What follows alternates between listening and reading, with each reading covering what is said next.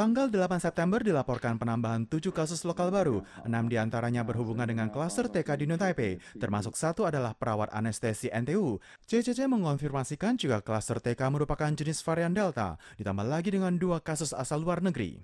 基因的定序确实是Delta 的变异株。那不过呢，我们也比对了在那个国际航空师的 Delta 跟我们幼儿园的 Delta， 它的在 Delta 的病毒的序列不同。 Pandemi klaster TK New Taipei terus memanas, kini telah tercatat ada 15 kasus. Namun tanggal 8 September pagi disampaikan tanggal 7 September malam hari telah bertambah 2 kasus lokal baru, di mana ada 1 orang yang tinggal satu gedung di kawasan Pancau dengan anggota keluarga dari kasus klaster TK dengan indeks CT38 dan masih ada 1 anggota keluarga klaster TK yang tengah menjalani masa karantina. Oleh sebab itu pemerintah segera melakukan rapid test di gedung tersebut.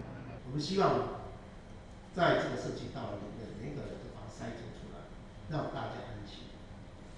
虽然那个 CD 值已经38.53，这个传播力比较弱。 Ada seorang ayah dari balita di TK yang tinggal dalam komunitas tersebut, baru pulang dari Mesir pada bulan Agustus dan hasil tes adalah positif dengan indeks CT 37,87 sehingga dikategorikan kasus asal luar negeri. Apakah akan menjadi sumber penularan masih harus dikonfirmasikan lebih lanjut. Ada orang tua siswa salah satu SD di distrik Nangkang, Taipei adalah sahabat baik dengan orang tua balita di TK di New Taipei. Pada akhir Agustus tempat jalan-jalan bersama. Mengantisipasi hal ini, SD itu pun menghentikan kelas pada tanggal 8 September. Kini di kota Taipei ada 3 SD dan 4 TK yang menghentikan kelas guna mencegah penularan.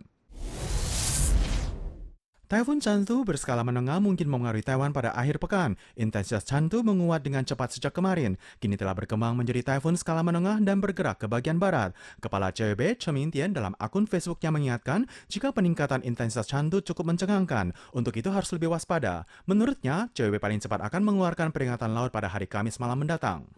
CWB memprediksi jika Taifun Chantu akan menyusuri tekanan tinggi lingkar selatan, bergerak ke bagian barat, perlahan mendekati Taiwan. Meskipun penguatan cukup cepat, namun taifun skala 7 dengan diameter 120 km tidak termasuk besar. Proyeksinya akan mudah terpengaruh asalkan terjadi pergeseran dari jalur semula. Apakah akan ada peringatan atau tidak? Tampaknya perkembangan tekanan tinggi Samudra Pasifik pasca hari Kamis akan menjadi kunci penyebab proyeksi Taifun Chantu. Hari Sabtu hingga Senin depan, Taiwan akan mendapat pengaruh langsung Taifun Chantu, khususnya selatan dan timur Taiwan dengan curah hujan yang lebih kentara. Pakar mengingatkan selain pelemahan tekanan tinggi Samudra Pasifik sejak hari Kamis, taifun yang sendirinya masih berada di rantai tekanan rendah juga akan menjadi faktor penetap jalurnya. Taiwan dilaporkan adanya penyakit tularemia lokal pertama. Seorang pria berusia 60-an tahun di Tainan. Dirinya juga memiliki penyakit tekanan darah tinggi. Selama masa inkubasi, ia tidak memiliki riwayat perjalanan, tidak interaksi dengan hewan, tidak memiliki binatang peliharaan, namun ada semak belukar di luar rumah. Sumber penularan masih perlu dikonfirmasi. Saat demam dan positif, sempat alami gejala sepsis, namun ada perbaikan usai pengobatan. CDC menjelaskan tularemia dikategorikan sebagai penyakit menular di tahun 2007 dan hingga kini ada 2 kasus lokal, di mana salah satunya pada tahun 2011 yang dibawa masuk dari Amerika. Sumber penularan mayoritas adalah binatang pengerat seperti kelinci atau digigit oleh kutu binatang atau makan makanan mentah yang telah terkontaminasi. Banyak kasus yang dapat diatasi dengan pengobatan antibiotik. Untuk menghindari terjadinya arus pembuangan binatang peliharaan, CDC mengimbau warga tidak perlu khawatirkan penularan dari binatang yang dipelihara. CDC menegaskan jika tidak tertangani dengan baik, persentase kematian akibat tularemia mampu mencapai 30 hingga 60%, namun pada umumnya dapat diatasi dengan antibiotik. Pemerintah Kota Tainan mengimbau warga dapat membersihkan lingkungan di sekitar tempat tinggal, meningkatkan desinfeksi agar dapat mencegah merebaknya penyakit tularemia.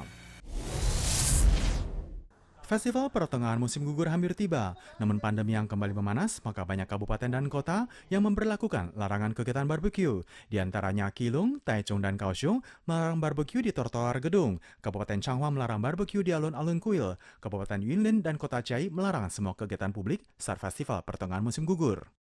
所有的户外公共场域含骑楼皆禁止烤肉，避免脱下口罩群聚饮食。 CCC mengumumkan kondisi kewaspadaan pandemi level 2 akan diperpanjang hingga 20 September, sekaligus mengkonfirmasikan jika virus mutasi varian Delta memberikan ancaman bagi Taiwan. Dengan pengalaman merebaknya pandemi pada bulan Mei lalu, maka banyak kabupaten dan kota yang melarang kegiatan barbeque untuk mengantisipasinya.